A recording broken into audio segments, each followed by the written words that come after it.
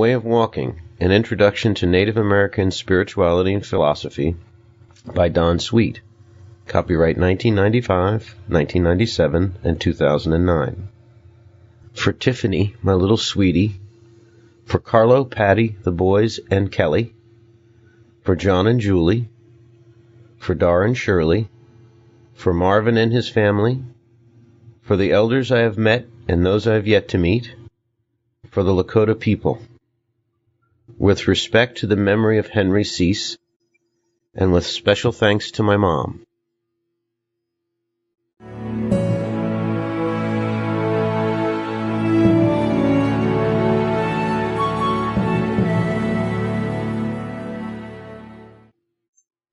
Forward. In order for us to get off on the right foot in reading and understanding the content and substance of this text, it will be necessary for you to come to a few basic understandings. The first and most important element you'll need to get started is the foundation of the exchange that is taking place at this moment, namely, my concepts and ideals for a few of your dollars. I have come full circle in my perception of what is happening here, and you need to be brought up to speed. Originally, I resolved to give this text away. As a printer by trade, I intended to publish and distribute it myself through friends and acquaintances. There is an element of Native American philosophy that strongly emphasizes the act of giving. I wish to respect this. There is another element that requires that those individuals that are strong or knowledgeable should openly and freely share that strength or knowledge with those in need. I wished also to respect this. As I developed the text, I recognized a flaw in my reasoning.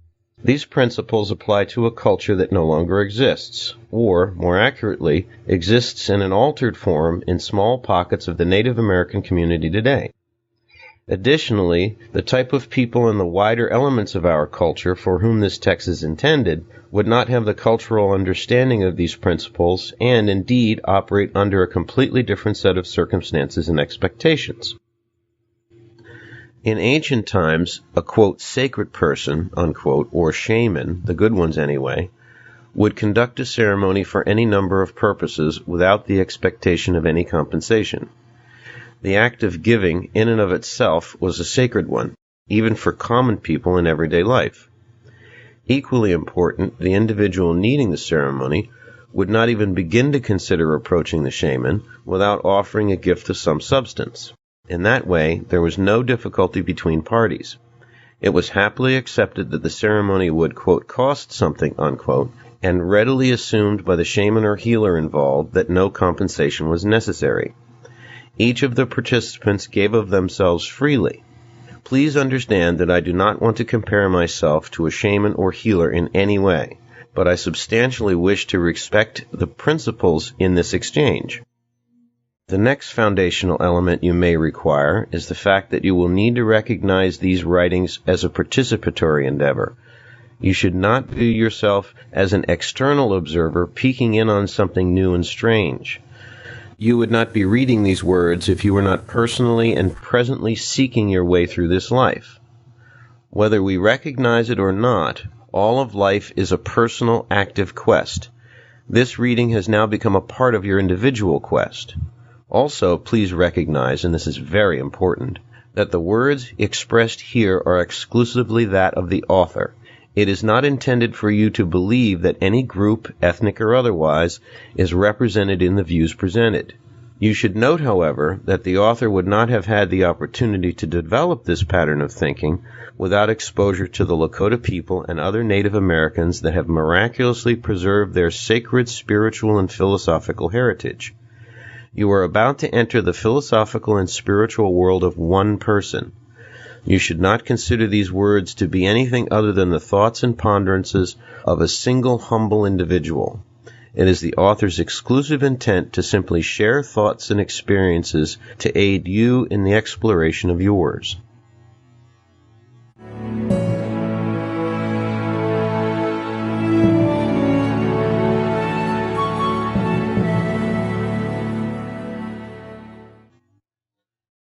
Part 1. Getting Started. A few unavoidable facts. To lay the first few stones of the foundation of this text, I have to get a little cold and hard first. There are things we do to ourselves and frames of mind we put ourselves in that get in the way of comprehending the substance of this text.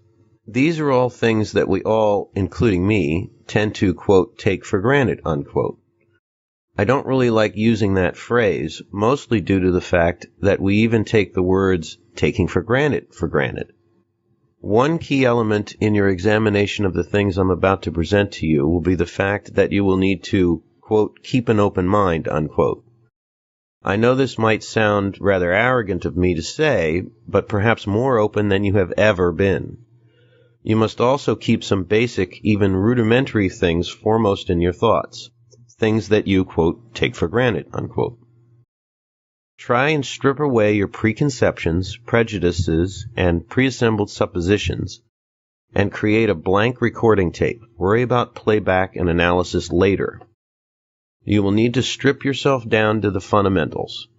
First of all, remember that you are a living creature, a mammal to be exact, and you are made of delicate tissues and groups of cells combined to act as one.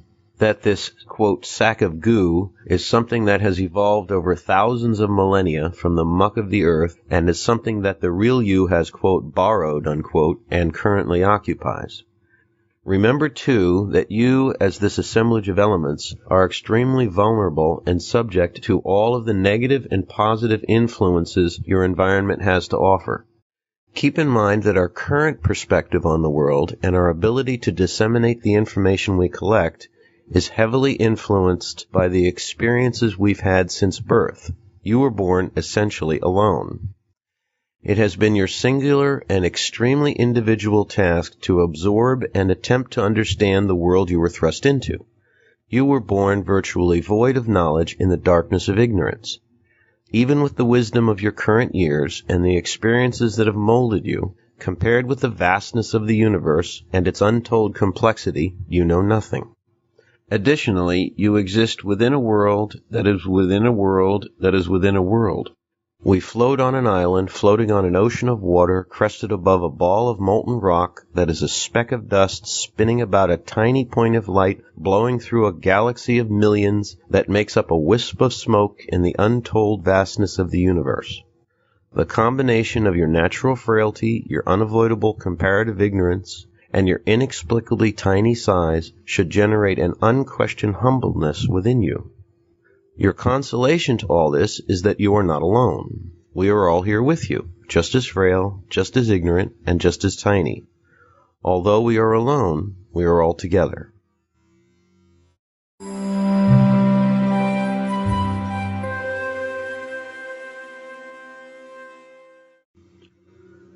A void to fill. The early portions of this text are going to attempt to assist you in forming a fundamental understanding of why it was created in the first place. It is hoped you will find it is possible for there to be another, quote, way of thinking, unquote, that is unlike anything you have ever imagined. This may appear to you to be a rather bold statement and perhaps a bit arrogant and presumptuous of the author to suggest it. After all, we think the way we think, so how can there be another way? It is the author's contention that there is simply no choice in the matter. There is a quote-unquote right way of thinking, and there is a quote-unquote wrong way of thinking. You may find it to be, as the author has, an undeniable truth of living. You may find that we have all contended with conflicts in our thought processes in one way or another our entire lives. Finding flaws in our thinking is unavoidable. It is one of life's absolutes that many of us try hopelessly to avoid admitting to. Mostly and quite often because we desperately want to believe that we are, quote, okay, unquote. The simplest examination of our current social, political, environmental, and religious circumstances is that we are not okay. We as a society have a lot of growing up to do. Yes, there are a lot of good things happening, but there are a lot of very serious problems too. There isn't time or space in this text to suggest what they all might be. But it may be possible to suggest ways of questioning the way we live and think and do things that will help promote the healing process to fix what's wrong. The first thing we have to discover as a child explores and tests its new world is the dissemination of the things that are right from the things that are wrong. Sadly, many of us lack the motivation to initiate this process. The world is an overwhelming place, and it is difficult enough just to survive in a fundamental sense, physically, psychologically, logistically, or economically. When and how do we find the time or strength to contribute to the, quote, betterment, unquote, of the world around us? Why should we bother? If you're reading this text, which you obviously are, whether you realize it or not, your personal quest for the betterment of your world has already begun. The, quote, adventure of life, unquote, is one we all participate in, no matter how much we try to hide from it, or run away, or pretend it isn't there.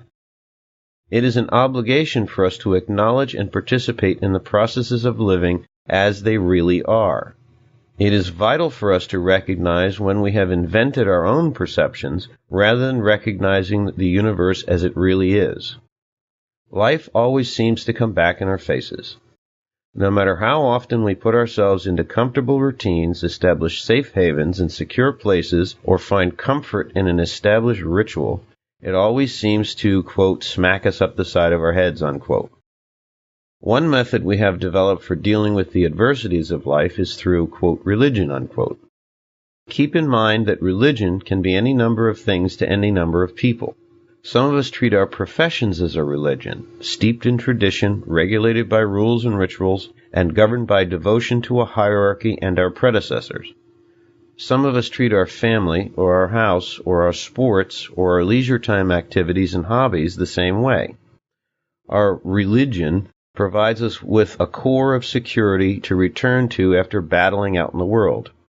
It is a place to depend on and be comfortable in.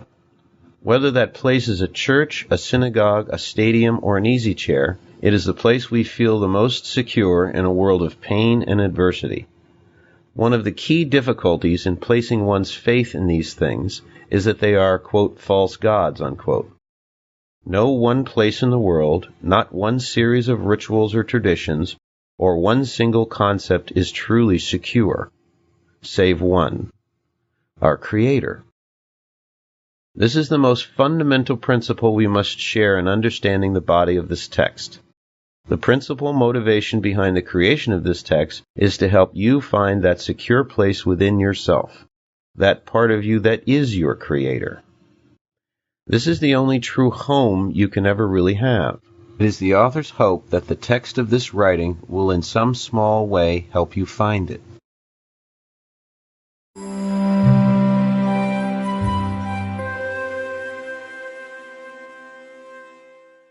Author's clarification.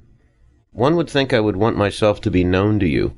Many people would enjoy the notoriety of having authored a book, of being able to say, I wrote that. But that's not what this is all about. I feel it is my place to share the knowledge I have been given. Who I am as an individual is not important. I consider myself to be one of the common people. As others should who pass on the matters of the Spirit, I do not see being recognized for these efforts as relevant. Whomever you seek out or speak to in your personal spiritual quest should give of themselves freely, without the promise of personal gain of any kind. I do not hold myself up as something special or unique. I do not regard the thoughts contained in these pages to be exceptional, extraordinary, or a source of power to elevate myself. I do not consider myself to be a shaman or teacher or leader of any kind. I simply have some thoughts and feelings to share with you. Unlike other religions, where priests or ministers or teachers are viewed as those who, quote, know better, unquote, are revered and set apart, this way of thinking reverses that. Regardless of how much I learn, how deep I go, or how many others I share myself with, I will never consider myself anything other than, quote, unquote, common and ordinary. As I will discuss later on, the knowledge of the universe belongs to everyone. No institution, no individual, no hierarchy has the right to dole it out as they see fit. The journey we call life is our own, one by one. It is up to each of us to find our way along the path of that journey. The balance to the individuation of the adventure of life is that we are not alone in it. It is an obligation to share what we understand with anyone who wishes to know. Whether we choose it or not, it is a requirement that we seek the counsel of, have companionship with, and exchange knowledge with our fellow, quote, two-leggeds, unquote. But none of us has the right to cling to what we have learned about the world as if this knowledge is our own to keep. Once we have the personal vision that what we know is right, it becomes an obligation to share it. For my personal journey, that's part of what these writings are all about. I have no right to decide whether or not you are quote-unquote ready to learn about any of this. I have no right to think that what I have come to know is unique to me and me alone. Equally important, I have no right to hold myself up as some sort of specially gifted messenger or think that everything I feel or say is in any way complete or totally right. I can only believe that what I've come to know has relevance and should be shared. So, I bring you what I have learned about the world, the universe, and creation in a humble way for you to keep or discard as you see fit. I hope you do not perceive me as arrogant or condescending. I hope you do not feel that I am talking down to you at any point in these writings. Even though everything written here is through my eyes and flavored with my experiences, I pray you see things separate from the individual who wrote them and examine them on their own merits.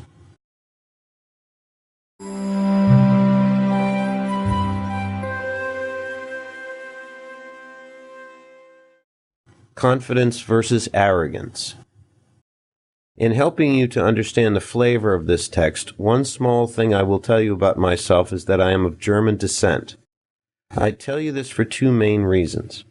First, it is virtually unquestionable in my mind that Germans are a naturally arrogant and self-serving breed. This observation comes from a lifetime of deeply personal and often painful experience. I do not fully understand why this has come to be. Whether it was developed through their culture as a survival skill and provided ancient Germans with the strength they needed to survive in a hostile environment, or it could have developed as a genetic defect that was naturally or unnaturally perpetuated, I simply do not know. This tendency towards arrogance has contributed greatly to my need for healing and helped fuel my quest for balance and self-examination. I believe this self-centered perspective to be so prevalent and so pervasive within the German culture and the German individual that it is to the point of deep, nearly irreparable psychosis. I have fought this propensity within myself my whole life. It influences my thoughts, my mannerisms, my facial expressions, even my tone of voice. Please understand that anything in this text that you may view as an arrogant, I'm right and I know better than you perspective, is not condescending, but is merely a reflection of my confidence on the subject presented. What I have learned from this cultural propensity for arrogance is that its healthy form is self-confidence. Regardless of what others might tell you, self-confidence is a good thing, as long as it remains in the context of humility. It is a reflection of an individual that is balanced and healthy. It is a virtue we should all strive for. My second point in mentioning my German heritage is the fact that I am not in any way connected to any physical bloodline of any Native American tribe. As I will discuss later, many would consider it outrageous for someone outside of, quote, Indian country, unquote, to profess any understanding of Native philosophy or spirituality. As you may discover, the pain and anguish of centuries of conflict, abuse, misunderstanding, and the systematic destruction of their culture has produced a feverish protectionism of their ancient ways. Why this has come about is not difficult to understand. I have found the perception of some Native Americans and some non-Indians to be that a non-Indian who suggests they have some understanding of the true nature of their, quote, way of thinking, unquote, is either deluded or an arrogant, condescending thief out to strip them of their dignity and heritage, or they are perceived as only seeking personal gain. This, unfortunately, can be true. All too often these days it is. And it comes from both Indian and non-Indian sources. The difficulty is the fact that one of the first and most valuable lessons in, quote, the way of the pipe, unquote, is the fact that this spirituality and philosophy is intended for all nations and all peoples. I do not consider this point to be my personal opinion. The lesson is clear. One who shares these ways openly, without reservation or judgment, is respecting their nature. One who withholds or denies access to these teachings is not. This is what delineates the effort I put into these writings from the arrogance that I know better to the confidence of knowing that what I am doing is right.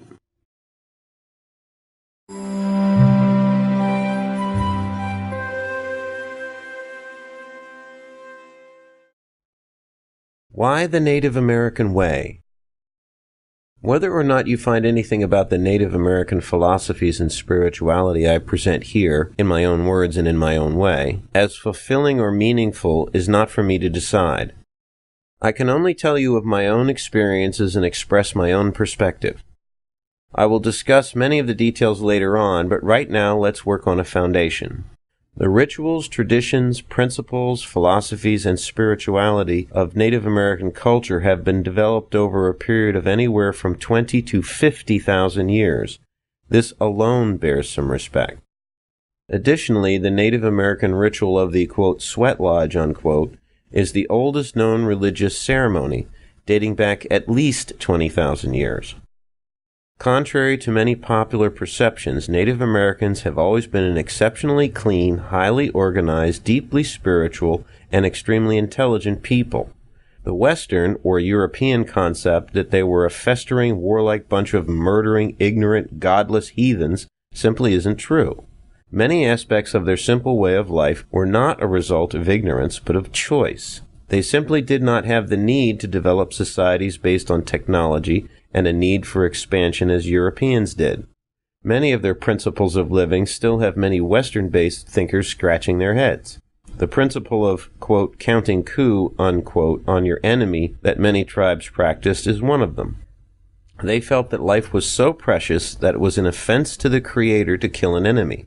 It was far more honorable to touch him without injuring him as a display of your strength. You should note that the practice of scalping was introduced by the French. Also, among other things, Westerners have had a difficult time accepting their perception of the sacredness of women. Most of European culture and others saw women as less than human, merely tools to an end. An exceptional woman recognized as strong and worthy of respect was rare and recognized with notoriety in Western history. For Native Americans, a strong woman worthy of respect was normal. Also, in contrast to the extremely wasteful, environmentally abusive, quote-unquote, modern world we are accustomed to today, theirs was an excellent balance with the natural environment. They knew full well that the tools they used to survive, the clothing they wore, and the items they created for self-expression and fulfillment were all things that could be returned to the earth in a natural way once they were gone. Additionally, the teepee of the various Plains tribes has been determined as the most efficient dwelling ever engineered by mankind. Lightweight, portable, a highly efficient insulator, a natural cooling device, easily renewable and naturally disposable. At the very least, the existence of these facts, and much more, bears examination. A society with tens of thousands of years of dignified history and a highly developed sense of self-worth and balance with living deserves our respect and our understanding.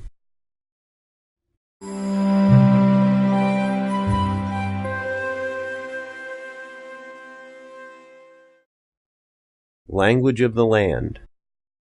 The most prominent reason for learning more about Native Americans, as I see it, is the fact that they were here first. Many of you may not feel that this point is of any significant relevance. You may feel that we are here now, and this place is, quote-unquote, ours. This will be particularly true for those of you who have been influenced by the, quote-unquote, conquering thought processes of Europeans. I will discuss many details of this later on, but remember this. A fundamental aspect of Native American thinking, and in my view right thinking, is that you cannot own a part of the earth. It belongs to itself. It is a living, breathing, physical, and spiritual force. Just as it is wrong to own another human being, it is equally wrong to lay claim to anything else that has a life of its own. The earth has been here for something like 4.5 billion years. She has spawned ages of living systems spanning countless millennia with untold complexity. To deny that she is an ominous, overwhelmingly sophisticated life force is quite literally a childish perspective. It is certainly a perspective of denial. Some might call the earth a quote-unquote dead rock with arbitrary spots of life clinging to it.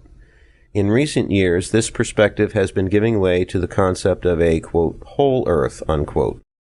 We have begun to see how the life forms and the systems of balance between them are all interrelated. This so-called new perspective comes from Western thinking and our empirical and technological abilities to study and analyze. The tragedy for Western thinkers is that Native Americans are thousands of years ahead of us in understanding the earth as a living creature. It has always been an integral part of their everyday lives. What comes out of this is a quote-unquote new perception of humbleness and awe for the massive extent of the life-giving forces of our earth. Astronauts repeat over and over their awe of the beauty and complexity of the earth. Naturalists repeat over and over their awe of the intricacies of the natural world. Regular folks like you and me lose their breath at the top of a mountain, not from the climb, but from the awe. On that mountain you are standing on a woman, not a lifeless rock. She gives life to all you see. She has given you life and nurtures her children to learn and grow and be set free. It is not some fable or story or mystic revelation. It is simple fact. As a living being, the earth has a language. She talks to us through her life forces, and in each of her places she talks to us in different ways. Each place in the world has its own language, and the people who respond there, who are open to her spirit, have heard her voice and are learning the, quote, ways, unquote, of that place. In this place, this continent, there have been people listening and praying to the earth for tens of thousands of years. They have listened to her voice and learned to respect her expectations of them. As conquerors, Europeans have come here with the perception of a bratty, rebellious child pushing the other siblings aside and taking their toys. We are not listening to our mother. We are not accepting or respecting her nurturing. We want what we want, and we think we know what is best for us. Even though we still are, we no longer want to be children. We want to be free and be on our own. To me, this is the essence of the absolute priority to pay attention to our Native American brothers and sisters. We have gone astray in our maturing process and desperately need to find our way back to the wisdom of our elders before we hurt ourselves and those around us.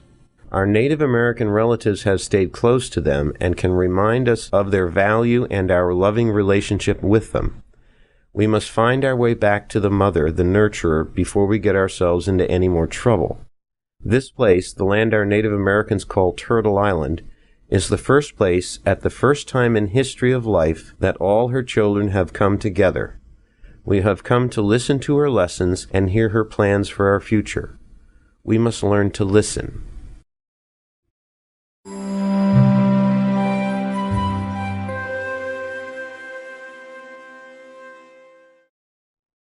Breaking traditions. This area is a sore point with me. It is one that I see most people having the greatest difficulty with, including many Native Americans who are trying to heal and relearn these ways. I have seen group after group fall into the same trap of ritual and tradition time after time as they struggle to find fulfillment in these ways. Many simply replace their former religion's structure and thinking with the shell of their perception of Native Americans. This is wrong. This is unhealthy. You should avoid anyone or any group who has fallen into this trap. I feel my only option is to blurt out my perspective with the shotgun approach and hope you pick up what it is I'm trying to say. Ritual traditions are a crutch. You cannot allow yourself to be drawn into the institution of religion. There is only one institution, that of our Creator.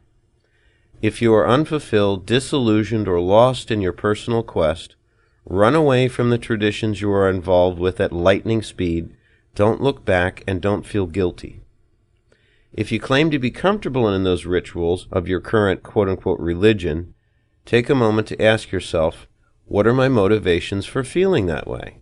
Are they merely habit, or truly a way for me to find myself and my way back to the Creator? Are they simply a familiar crutch to fool myself with, or are they really my true path? If you can truly answer yes from your heart and the center of your spirit, these writings will merely be a curiosity for you, and you are already on your true path. For me, Christianity was never my true path. The institution of the church was too highly repressive and disillusioning. Many organized religions are. One key principle you must understand about Native American spirituality is that it is not organized in any sense that we are accustomed to. If you come across people who present it as such, even if they are Native American, you are being misled.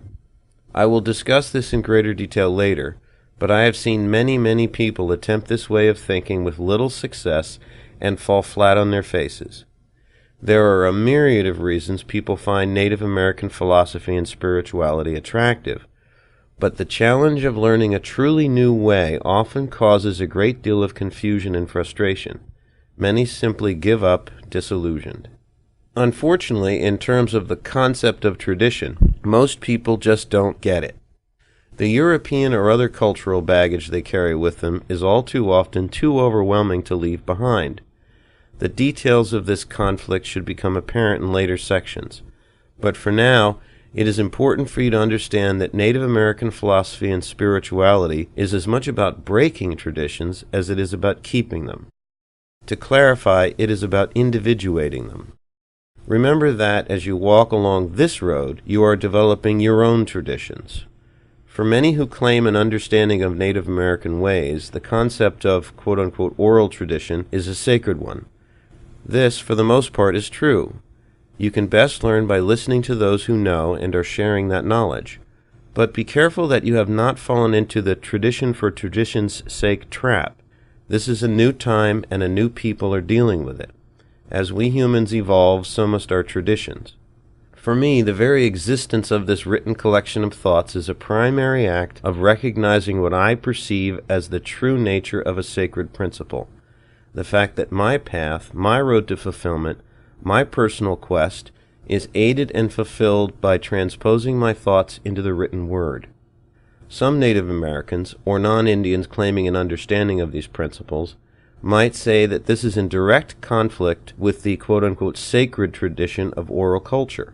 However, a true understanding of the individuational nature of their philosophy and spirituality should reveal that it is exactly right for me.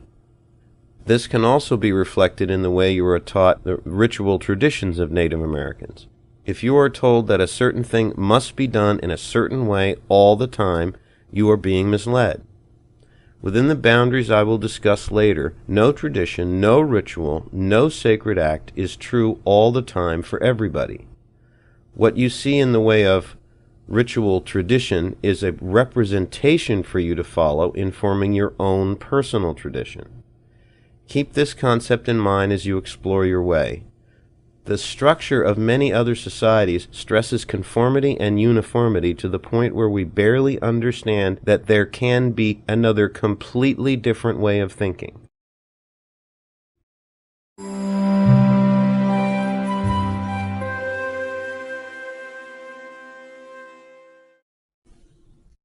Preconceived notions. As I mentioned, I have seen a lot of people come to Native American-based gatherings with a tremendous amount of baggage about what quote-unquote Indians are all about. I know I did.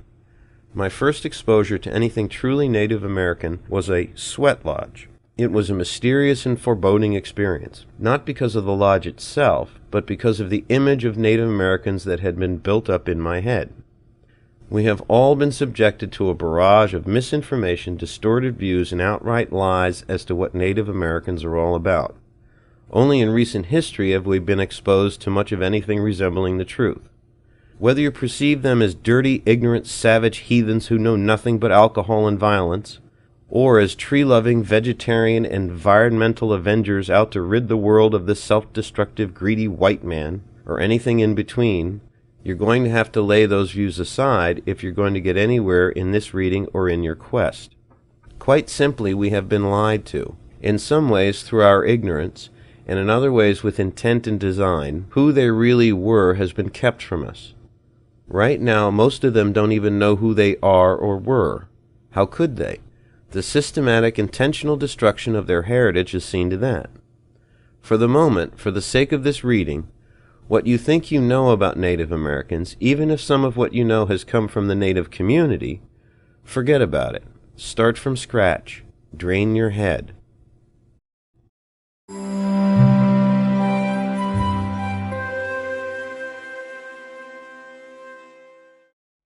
End of part 1.